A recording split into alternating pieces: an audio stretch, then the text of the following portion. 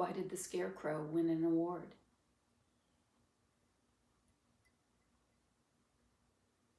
Because it was outstanding in its category. So I figured I would start with a joke because this is not my comfort zone, and I like to make people laugh. Hopefully you did. I'm recording this from my little home in South Florida, and in front of these pictures in this fireplace. And they were suggestions from a friend of mine. She built this and she made these suggestions. These are all my pictures because I love nature. And she said, why don't you bring nature inside where you spend your time writing, thinking, living? And so we sort of redid my condo, but I digress. She also bought me this on mountain time because she knows I love the mountains. Anyway, who am I? My name is Charlene Alofs.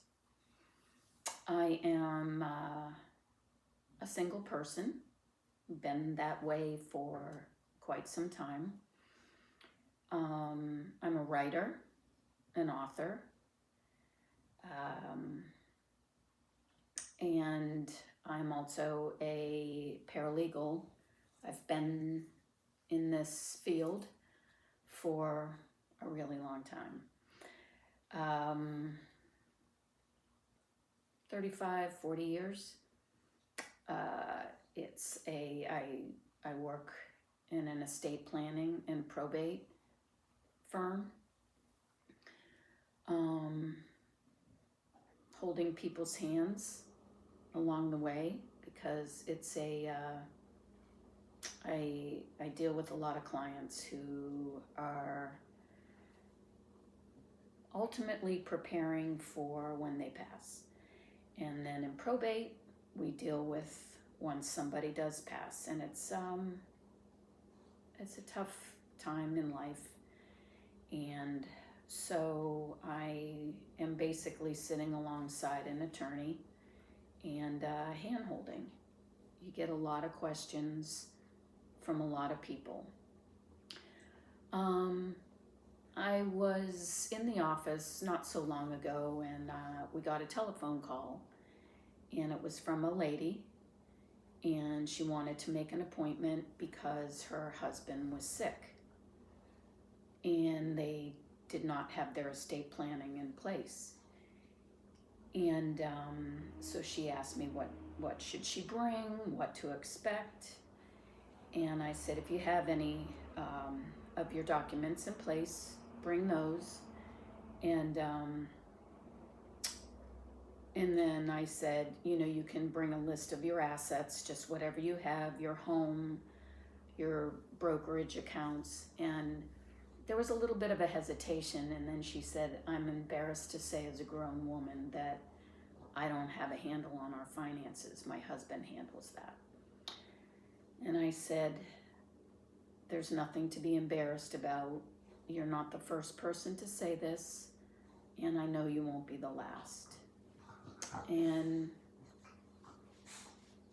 that's why I'm here, because I can only imagine how scared she is at the thought of being alone after being married for a long time,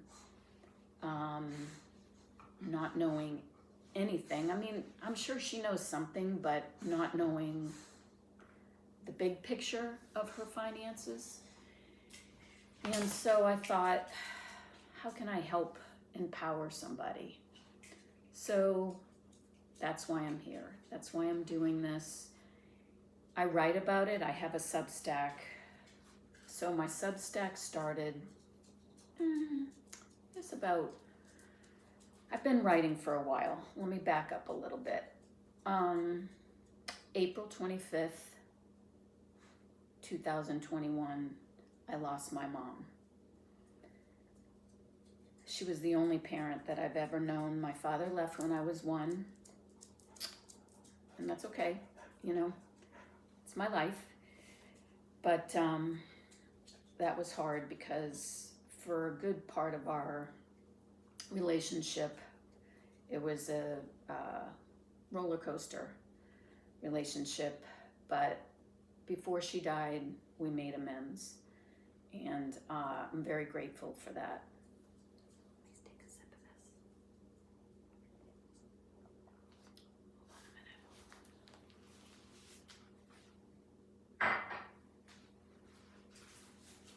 a minute. Yeah. Nothing worse than cold coffee, in my opinion. Anyway, I just started writing after she passed. That's my dog drinking her water. Harley, come here. Come here. Just to get this out of the way. This is Harley. Say hi with your drippy. Okay. All right. Go get on your bed. Go on. Go get on your bed.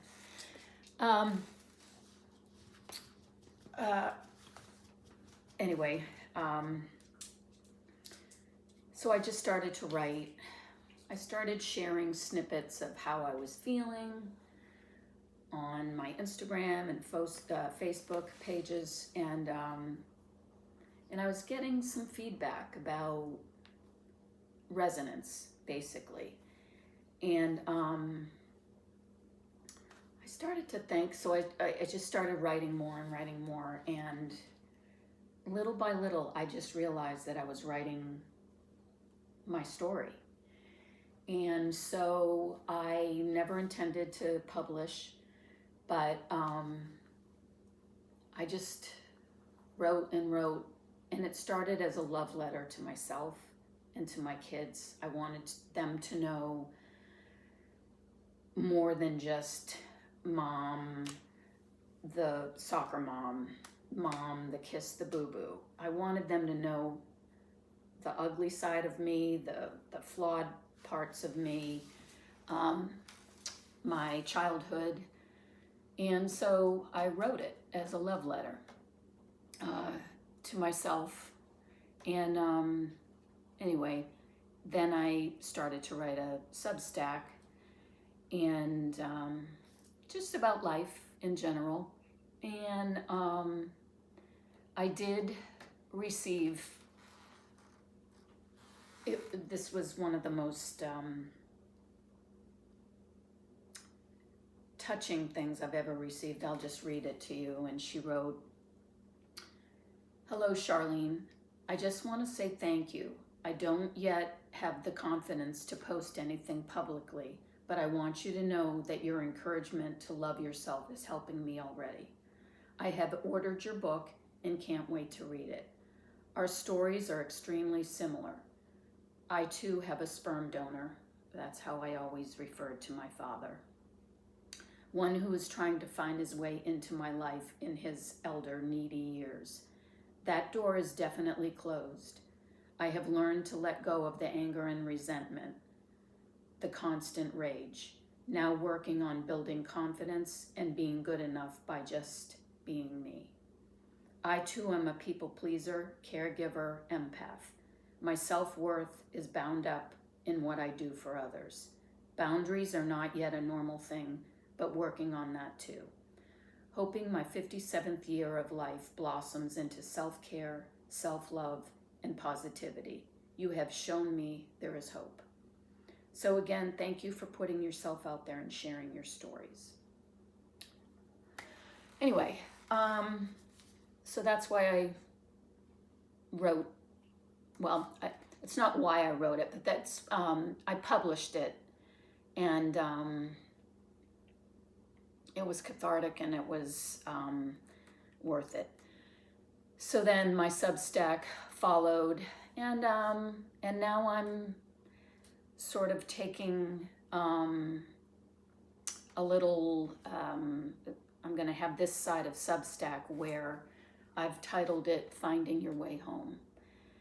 And it's for people like me that have maybe floundered, that have struggled with worthiness, and also maybe to empower you.